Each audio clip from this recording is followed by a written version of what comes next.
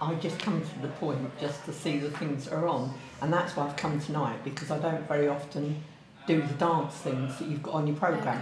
Okay, great. So I thought it'd encourage me to come to see do it. other things. Yeah. Thank you.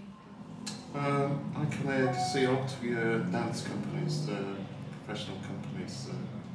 That's because it's a good venue and. I thought it was a really exciting space with unusual and sort of innovative production. So yeah.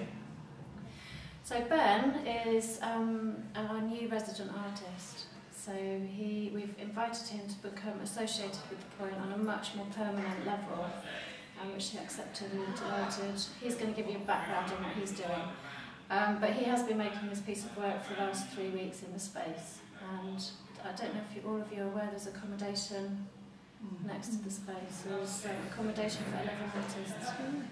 On that side of the space you'll see a door over there. So we've got a fantastic facility to support artists in a really high quality way. So we're not asking them to get trains, we've got heated space, we're really sort of giving them luxury to make the best possible work they can make. And quite often we will send out that work with the Point sort of logo on it, so we're associated with wherever that person goes. So it's really easy, informal. We would really want to talk to you about what your thoughts are. There's no right or wrong. And Ben's going to take you through some of what he's doing tonight, just to give you a bit of context and see his performance in action.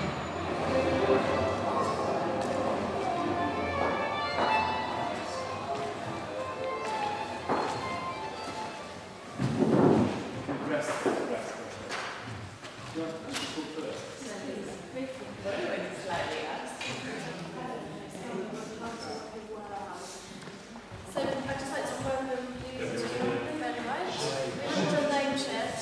We do that later. I'm going to keep working for 15 minutes or so.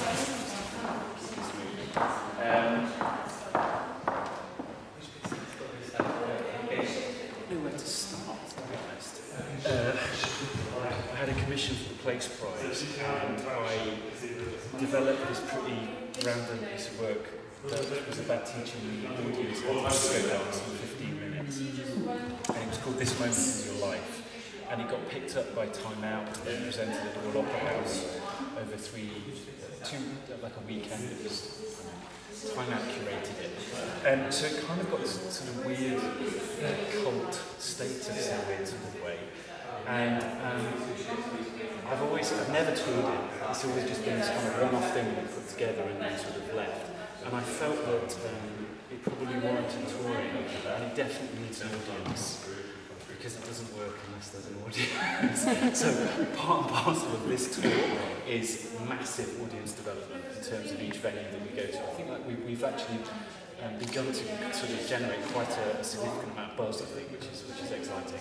But it's so standalone, trying to work out a programme that would fit that at the end of it, when the full gamut of what I do goes from like very kind of sort of quite serious kind of dance to kind of light-hearted stuff with levity. So I came up with this idea that I wanted to do a programme that kind of referenced an idea of me, us, all of us. And the disco dance is absolutely about all of us. The me bit is a duet I just did for the Place Prize in London, which we are just keeping the pace on. And then the first piece, because I now have a company of 5 people, including one apprentice, I wanted it to have something to do with the randomness of your mental process. So it is about self, but there's 5 people in it, and it's quite a cacophony. I've just started working with my composer on it, and we're building this kind of associative soundscape that will have these massive happy accidents when you whack it to the movement itself. I imagine it's going to be a bit of an assault, like a lot of stuff kind of going on, but it's like slowly your brain will calm down. And for his structure, what we're doing is we're going to go through the alphabet, and he's just simply collecting sounds and references and songs, A, B, C.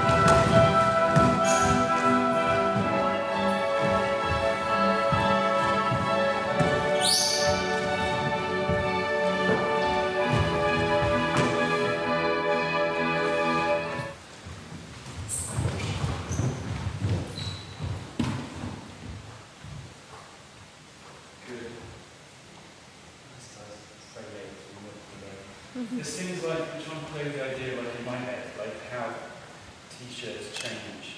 So maybe there's a point where a baby cries, like it's all about association, like the brain with all its kind of neurotransmitters firing everywhere. That she puts on something that references like, judged or something, and then she's got mother, father, like there are all these references in terms of the words, like you'll see something and then hear something and make this kind of connection, so it's a constant sort of emerging meaning about what we're looking at. I'm not so interested in just kind of spoon feeding. It's kind of nice to have a cloud of possibilities. I'm done because these guys have been working for the day. Is that all right? It's a short thing for you guys. I am an audience member, so I have to be somehow making a piece that I feel I'd want to see. And because I work, like I've just been working with Michael Grandage on Private on Parade in the West End, and I do opera, so I'm working with a lot of theatre people and opera directors, and actually there's a concern, always a concern when you start rehearsal, is like, what are we actually doing? If we're telling a story, how clear are we? How clear are we being with that? Now, I'm in a language which stories are very fragmented. There could be a moment where you, as long as we know what we're doing, I feel like we can invest in it. And I would hope, like, as somebody that I've watched a lot of dance, but I do feel that, yeah, there's an ownership on our part to really know that somebody's going to watch it. You are the other half of what we do. It just doesn't happen unless there's somebody like engaging with the thing. So I do feel it's a primary concern that it will be viewed. What is being seen. I do feel that initiatives like this start small, but actually, hopefully, this kind of conversation will, you might go off and talk to my defence, say, take a risk, come and see something. Hopefully you'll laugh as well. I quite like pieces where you laugh, because like a lot of people come to see dance performances and they go, oh God, we can't find this funny. Well, you can, because life's really crazy, so it's fine. The middle piece isn't about laughs, actually. That's the duet's quite serious. But I would imagine there's already some noises that Alan's been pulling up on this conversion on stones. I don't even know what it is, but it sounds like somebody just passed wind. That made me laugh. I'm like, it's like there's an irreverence which I quite like to cultivate. It doesn't have to. Earnestness, no. Allergic. I'm as allergic to earnestness as I am reduced participation. But yes, you should be able to, hopefully by the end of this programme, you have full permission to enjoy yourself. It should be enjoyable. Being alive and going to theatre should be an enjoyable experience. And that permission to laugh. Please write that first, because you sit there and you think, I really don't understand what's going on, and I really want to laugh, but I'm supposed to find a meaning in it, and so you're uncomfortable. And it was really interesting, when you were rehearsing, you had all those sounds. As soon as you played that classical piece of music, I relaxed, because I knew that it was easier to listen to, and it made it more, I didn't feel quite so frightened, because I knew there was a safety in it. So I think there is a safety net with audiences. You go and see what you know, or what you think, or what someone else has told you is really good. And it's that risk that you've got to be brave enough to take yourself. I don't need to understand it. I just like to enjoy it. And that was typical of what we've just seen in the rehearsal hall. That was the music was fabulous, and especially the bit that you were a bit worried about. I thought it was fantastic. I think it's very encouraging from my point of view to hear all of that, actually, because it's all consideration. Like, for me, like when I go and see anything, I have to feel something. I can't just appreciate the irony or the cleverness of it. It's like I need to feel something quite deeply, whether it's humorous or whatever. Ultimately, I need to feel something. I'm that kind of an artist and a viewer. But I know that our audience, some audience will go like, what the hell that is? And I'm a bit frightened. So, second piece, live pianist playing Rachmaninoff, so it's like that's what we actually have. And then the third piece you go into kind of something which is deeply familiar in terms of the disco. But I like to challenge myself as well. Like, and the composer I work with on this is he's somebody I've worked with for actually 20 years on and off, and we always go. We always start to like there's something like this, and he'll start producing stuff. And he's more an electroacoustic kind of composer. He does a lot of soundscapes and sound design. But today, literally, that's just arrived today. A, sound effects, B, sound effects. So that's the first time I've ever heard it today, or any of us have heard it. And it's actually kind of exhilarating. So about being in a rehearsal studio as opposed to being in a theatre, and what experience that is like? For me personally, that's absolutely great. I mean, close up. I like to really see work in. I would like to really see it from the very beginning right the way through, because also I think sometimes in rehearsal it's more, I was going to say exciting, but it's fresher than when you've polished it, sort of polished it for the final performance. I like it in its more raw state, and I like to see the progress it sort of journeys through, how it gets to be the end result I've seen. That's why I like the post-show talks, because I like to hear about how it started and how it developed, and the final outcomes. We'll definitely do like a couple, 2 or 3 hopefully, final runs in the studio without the gubbins and paraphernalia that's going to go with it, and to see something in its skeletal form might be kind of an interesting thing, so you really do get like a privy to the kind of like what it is to see it up close, and then to kind of I try and not practice something in the studio so when we get on stage it's about proving how well we rehearsed. I try and we're sort of what's the word I use, not practicing to have an experience. It's actually kind of going through, like preparing to have an experience, not practicing something to become fridge magnets on stage. So to try, and that's something that we're always trying to work at, like to try and we use a lot of improvisation. How do you keep a hold of that quality? It's very, very hard. Like each piece we do, we just kind of, I prefer when you kind of like, you can see something's going on, but you can't quite, it looks like you'd never be able to remember that. And even when looking at this stuff today, it's so fresh, I'm going like, it's kind of living. It's not proven. It's actually, it's emerging, and that's nice. And I think you do feel it when you're in. I'm very happy if people want to come back and we do a studio show.